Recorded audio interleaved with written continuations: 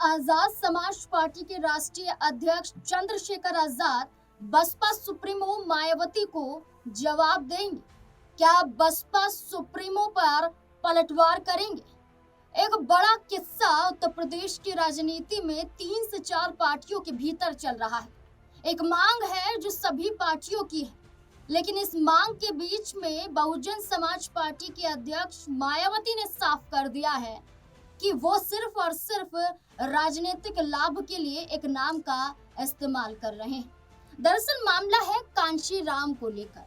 कांशी राम की जयंती के मौके पर हम सबने देखा कि कैसे समाजवादी पार्टी से लेकर कांग्रेस पार्टी और आजाद समाज पार्टी से लेकर बहुजन समाज पार्टी तक ने सबने कांशी राम की जयंती पर अपने अलग अलग अंदाज में उन्हें श्रद्धांजलि दी। कोई पीड़ित दिवस मनाकर, कोई सामाजिक परिवर्तन कर कर, तो कोई बाराबंकी में भाषण देकर, तो कोई लखनऊ चलो का नारा देकर। ये कांशी राम की जयंती के मौके पर 15 मार्च को देखा गया, लेकिन मायावती ने उस दौरान तो बर्दाश्त कर लिया, लेकिन जयंती के फौरन बाद मायावती ने एक बड़ा पलटवार किया। जब मांग उठी कि कांशी राम को भारत रत्न से सम्मानित किया जाना चाहिए, तो सबसे पहले मायावती ने आड़े हाथों लिया कांग्रेस पार्टी को। उनका कहना था कि जब कांग्रेस केंद्र में थी तब तक तो भारत रत्न से सम्मानित करने की बात कांग्रेस के मुंह पर कभी नहीं आई, राहुल गांधी के मुंह पर कभी नहीं आई, कांग्रेस वासियों के जरिए नहीं कहा गया। लेकिन अब जब दूसरे दल की सरकार है तो आप मांग उठा रहे हैं कि भारत रत्न से सम्मानित किया जाना चाहिए।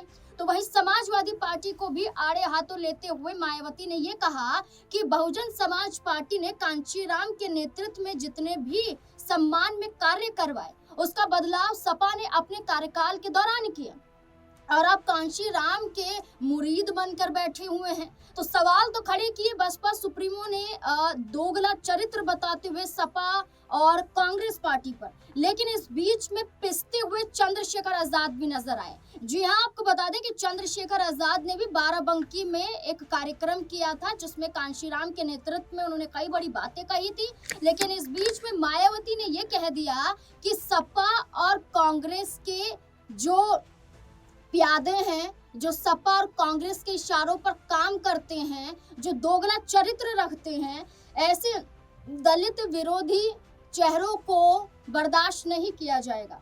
कांशी राम इन सब के नहीं है।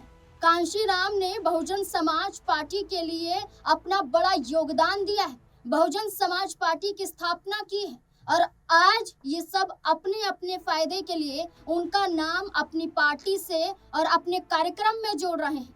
ममता ने सीधे तौर पर कह दिया कि इनके महापुरुषों में अब कोई जान नहीं बची है, इसलिए अब कांशी राम के नाम का सहारा लिया जा रहा है। कांशी राम ने एक बुक लिखी थी दलित चमचे, और दलित चमचों का जिक्र करते हुए, इस बुक का जिक्र करते हुए चंद्रशेखर आजाद पर बड़ा हमला मायावती ने बोल दिया। उन्होंने कहा कि चमचा युग लिखा गया था ये किताब कांशी राम के जरिए, और इसके नेतृत्व में दलित चमचे बताते हुए चंद्रशेखर आजाद को मायावती ने घेरा और कहा कि सपा कांग्रेस के इशारों पर काम कर रहे हैं, ये दलित चमचे हैं, ये चंद्रशेखर आजाद है जो सिर्फ और सिर्फ बसपा को तोड़ना चाहते हैं, जो चाहते हैं कि सिर्फ बीएसपी को खत्म कर दिया जाए। लेकिन जिस कांशी राम ने बीएसपी की नींव रखी वो जीते जी उसे नहीं उखाड़ पाए, तो अब क्या उखाड़ पाएंगे। सीधे तौर पर दलित विरोधी पार्टियों में चंद्रशेखर आजाद का नाम लिया और चंद्रशेखर आजाद को दलित चमचा मायावती ने बताया। तो क्या अब मायावती को जवाब चंद्रशेखर आजाद दे सकते हैं? क्योंकि जवाब देने में तो चंद्रशेखर आजाद माहिर नजर आए। जब बाराबंकी में रैली का आयोजन हुआ था, उनके काफिले पर पथराव किया गया, उनके कार्यक्रम में रिवॉल्वर लेकर एक व्यक्ति घुस आया, इस बीच में करनी सेना की धमकी भी, लेकिन भारतीय जनता पार्टी पर सबसे बड़ा हमला चंद्रशेखर आजाद ने बोला।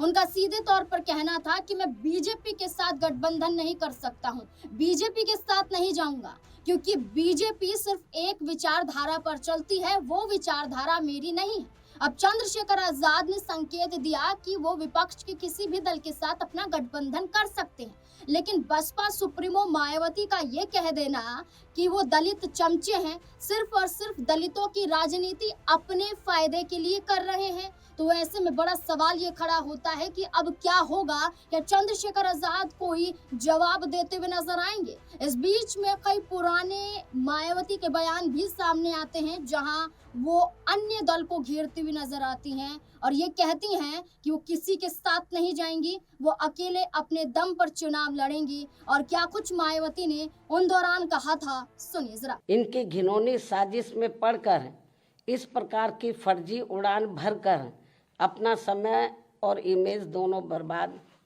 करते हैं, तो इसे फिर बीएसपी विरोधी हथकंडा ही माना जाएगा, जिस पर लोगों को ध्यान देने की बिल्कुल भी ज़रूरत नहीं है। ये जो उल्टी पुल्टी गलत जो खबरें देते रहते हैं अलायंस को लेकर, तो इस पर लोगों को ध्यान देने की बिल्कुल भी ज़रूरत नहीं है। वैसे भी बीएसपी के लोगों को ये अच्छी तरह से मालूम है कि कांग्रेस, सपा व भाजपा आदि इन पार्टियों की सोच संकीर्ण व परम पूज्य बाबा साहब डॉक्टर भीमराव अम्बेडकर विरोधी होने के कारण इनका अम्बेडकरवादी बीएसपी से गठबंधन करने की नीति केवल इनके वोटों का राजनीतिक व चुनावी स्वार्थ है तथा इनसे गठबंधन करने से बीएसपी को केवल नुकसान ही नुकसान होता है, फायदा नहीं। और इसलिए बीएसपी के लोग अपने 2027 के मिशन में अकेले ही पूरे जी जान से लगे हुए हैं, जिस पर से उन लोगों का ध्यान भटकाने के लिए ही इस प्रकार की घिनौनी साजिशें ये लोग करते रहते हैं।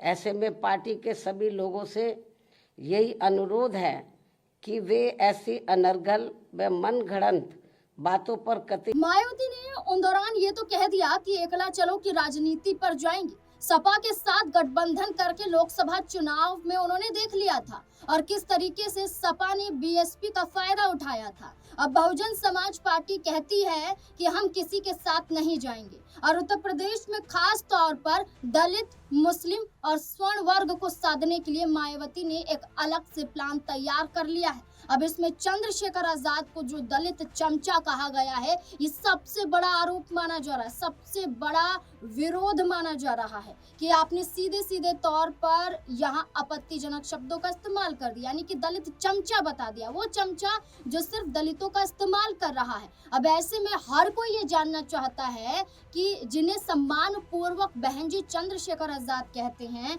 जहाँ चंद्रशेखर आजाद कहते हैं कि हम मायावती का बहुत सम्मान करते हैं, कदर करते हैं, क्या अब ऐसे में पलटवार करेंगे, मुंहतोड़ जवाब देते हुए मायावती को नजर आएंगे या फिर नहीं? आपको क्या लगता है कि चंद्रशेखर आजाद को पलटवार करना चाहिए, जवाब देना चाहिए? अपनी राय कमेंट सेक्शन में जरूर दें।